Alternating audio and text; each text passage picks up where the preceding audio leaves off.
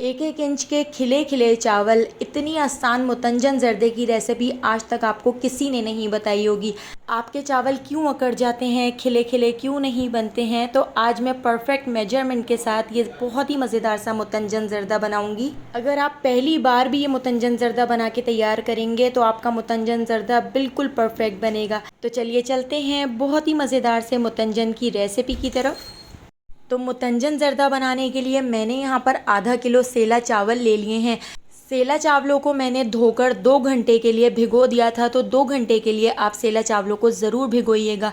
जितने हमने चावल लिए हैं उतनी ही हमने यहाँ पर चीनी लेनी है। आधा किलो चावल हो तो आधा किलो ही आपने यहाँ पर चीनी लेनी होगी। और इसके साथ ही आपने जो घी लेना है वो 1/4 कप लेना है। आधा किलो चावल, आधा किलो चीनी और आपने जो घी लेना है वो 100 ग्राम लेना है।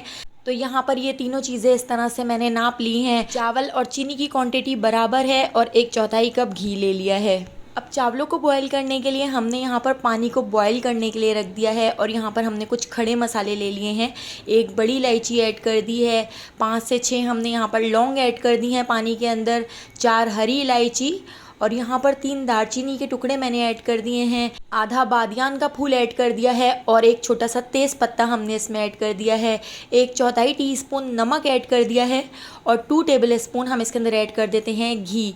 घी ऐड करने से चावल बहुत ही खिले खिले बनेंगे, बहुत ही अलग अलग नज़र आएंगे। तो देखिए ये सारी चीज़ें ऐड करके इनको अच्छी तरह से मिक्स कर लेते हैं। तो पानी में बहुत अच्छी तरह से बॉईल आ चुका है। अब हम इसमें सेला चावल ऐड कर देते हैं जो हमने 2 घंटे के लिए भिगो दिए थे। चावलों को हमने बॉईल कर लेना है। हमने चावलों को इतना बॉईल कर लेना है कि 3 कनी चावल बॉईल हो जाएं। अगर आपको कनी से चावलों का अंदाज़ा ना हो तो बस आपने घड़ी में टाइम देखकर फुल फ्लेम पर 10 मिनट के लिए चावलों को बॉईल कर लेना है। तो देखिए यहाँ पर पूरे पूरे 10 मिनट मैंने चावलों को बॉईल किया है। तो 10 मिनट चावल जब बॉईल हो जाएंगे देखिए कितने ज़्यादा अपने साइज़ से बड़े हो चुके हैं। अगर आप इस मुतंजन की रेसिपी को पहली बार भी बनाएंगे तो बहुत ही परफेक्ट बनेगी, क्योंकि हम यहाँ पर परफेक्ट मेजरमेंट के साथ बना रहे हैं। तो देखिए कितने ज़्यादा अपने साइज़ से बड़े हो चुके हैं और यहाँ पर हमारे चावल बॉयल हो चुके हैं। 3 कनी चावल हमारे बॉयल हो चुके हैं। अब मैं इसको एक स्ट्रेनर के अंदर निकाल लेती हूँ। तो इस तरह से हम इसके पानी को डिस्कार्ड कर देंगे और 10 मिनट के लिए हमने इस तरह से देखिए चावलों को बॉईल कर लिया है। अब आपने चावलों को बॉईल करके फ़ौरन नहीं पकाना है, इसको आपने थोड़ा ठंडा कर लेना है, रूम टेम्परेचर पे आने तक ठंडा करना है। तो इतनी देर में यहाँ पर इसको कलर कर लेती हूँ। तो यहाँ पर देखिए 4 बाउल के अंदर मैंने 2 टेबल स्पून चावल ले लिए हैं। तो इनके अंदर मैं ऐड कर देती हूँ पहले ग्रीन फूड कलर। तो 1/4 टीस्पून ग्रीन फूड कलर का मैंने चावलों में ऐड करके अच्छी तरह से मिक्स कर लिया है। अब यहाँ पर ऑरेंज कलर ऐड करके इसको भी मिक्स कर लिया है और रेड कलर को भी हमने चावलों में मिक्स कर लिया है।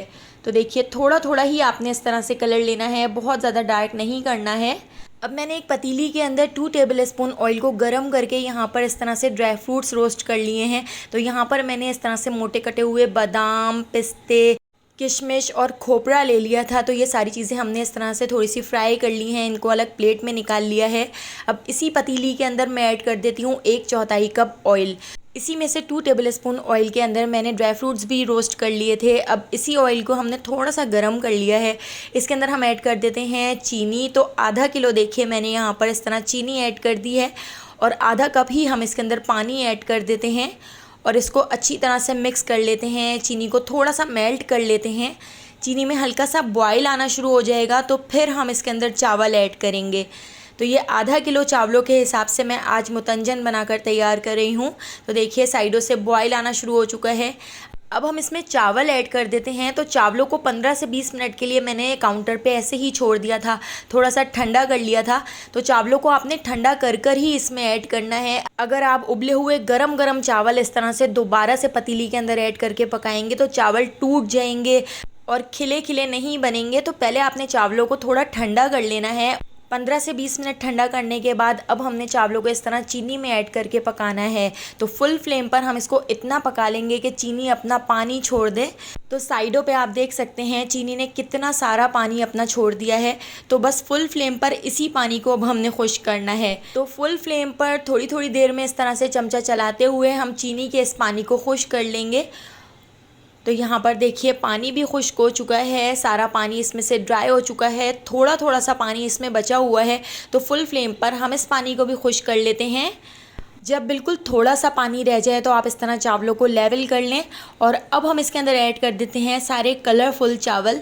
तो देखिए यहाँ पर जो येलो कलर के चावल थे वो मैं इस तरह से इसके अंदर ऐड कर देती हूँ। इसके साथ ही ग्रीन वाले चावल भी हम इसके अंदर ऐड कर देंगे, और जो हमने ऑरेंज वाले चावल कलर किए थे वो भी हम इसके अंदर ऐड कर देते हैं, और यहाँ पर रेड वाले चावल भी हम इसके अंदर ऐड कर देंगे। तो सारे चावल इस तरह से हमने इसके ऊपर रख दिए हैं, और जो ड्राई फ्रूट्स हमने फ्राई किए थे वो भी हम इस तरह से थोड़े से इसके ऊपर डाल देते हैं। बाकी के ड्राई फ्रूट्स हम ऊपर गार्निशिंग के लिए बचा लेंगे। और यहाँ पर मैंने खोया ले लिया है, तो आधा खोया मैं इसके ऊपर इस तरह से डाल देती हूँ। तो 1 पाव के करीब मैंने इसके अंदर खोया ऐड किया था, थोड़ा सा मैं इस तरह इसके ऊपर डाल दूँगी, और बाकी का खोया हम ऊपर गार्निशिंग के लिए रख लेंगे। और यहाँ पर मैंने चमचम ले ली है, तो चमचम भी हम इसके ऊपर रख देते हैं, और बाकी की चमचम से हम ऊपर गार्निशिंग कर लेंगे।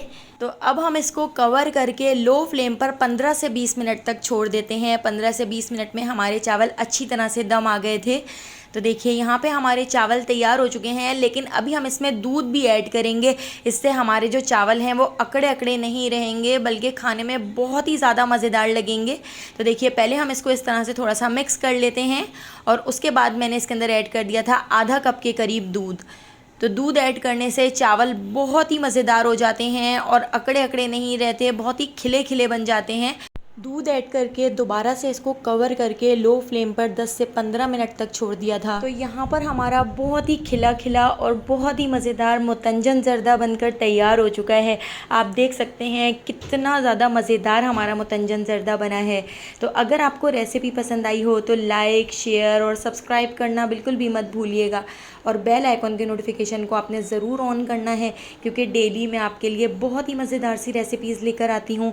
तो उन सारी रेसिपीज़ का नोटिफिकेशन आपको फ़ौरन मिल सकेगा, और आप मेरी सारी वीडियोस वॉच कर सकेंगे। तो आने वाली वीडियो तक मुझे दीजिए इजाज़त। अल्लाह हाफ़िज़।